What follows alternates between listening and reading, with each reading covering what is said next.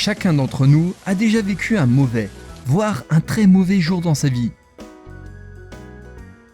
En effet, nous avons tous déjà ressenti ce pressentiment bizarre lorsque l'on se lève du mauvais pied et que l'on a l'impression que la journée sera terrible.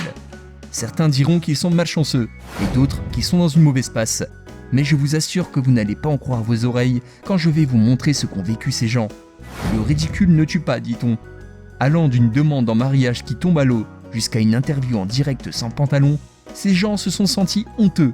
Croyez-moi, ces séquences vont vous permettre de relativiser quand un mauvais moment se profile. Car voici 8 personnes qui ont vécu une journée pire que la vôtre. N'oubliez pas de vous abonner, d'activer la cloche et de défoncer le bouton like pour encore plus de découvertes terrifiantes et amusantes sur Monsieur Alligator. Je tenais aussi à vous remercier pour tous vos commentaires les amis. Ça me touche vraiment beaucoup et ça me donne vraiment envie de continuer à faire des vidéos. Des truands idiots et malchanceux. Croyez-vous au karma ? Le karma est un dogme du bouddhisme, selon lequel la destinée d'un être vivant et conscient est déterminée par la totalité de ses actions passées de ses vies antérieures. Voici un véritable exemple de karma spectaculaire. Un couple de truands avait volé une carte de crédit et ont essayé de l'utiliser pour acheter des boissons gazeuses dans une épicerie canadienne. Après avoir découvert le vol de la carte, le vendeur a averti la sécurité. La police est arrivée et une scène surréaliste a été tournée. C'est dans un acte brave et chevaleresque que l'homme poussa sa femme sur le policier afin de s'enfuir à toute vitesse à travers le magasin. La femme resta agrippée à l'officier alors que son homme chercha une sortie. L'homme courut à l'arrière de la boutique mais ne trouva qu'une porte verrouillée. Mais ce n'est pas fini, écoutez ça. L'homme torse nu se fit interpeller. Mais sa femme essaya de s'enfuir en douce en grimpant jusqu'au plafond lorsqu'elle trouva à son tour la porte fermée. Malheureusement pour elle, le plafond ne pouvait pas supporter son poids et elle tomba de toutes ses forces au sol. Leçon de cette histoire, ne soyez pas un truand et ayez un minimum de chance dans la vie. Une demande qui fait un flop. Peut-être avez-vous déjà fait votre demande en mariage, peut-être envisagez-vous de la faire bientôt. Certaines personnes font leur demande d'une façon spectaculaire et d'autres ont l'idée de le faire en public.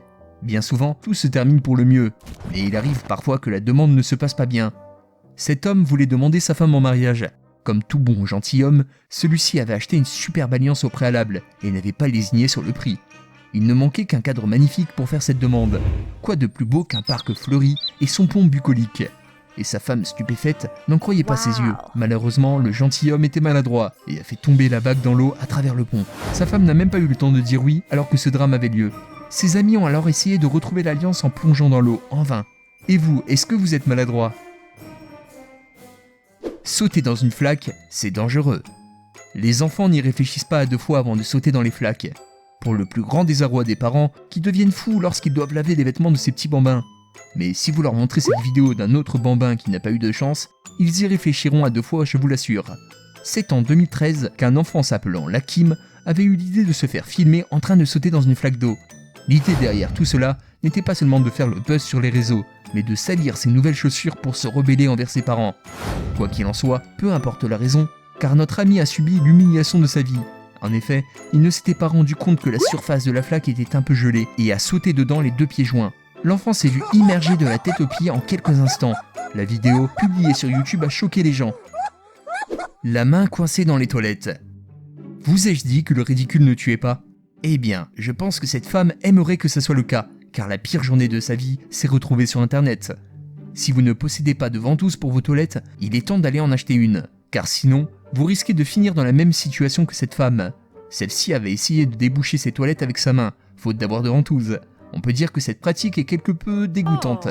Au final, la femme est restée coincée car sa montre était trop grosse pour le calibre des toilettes.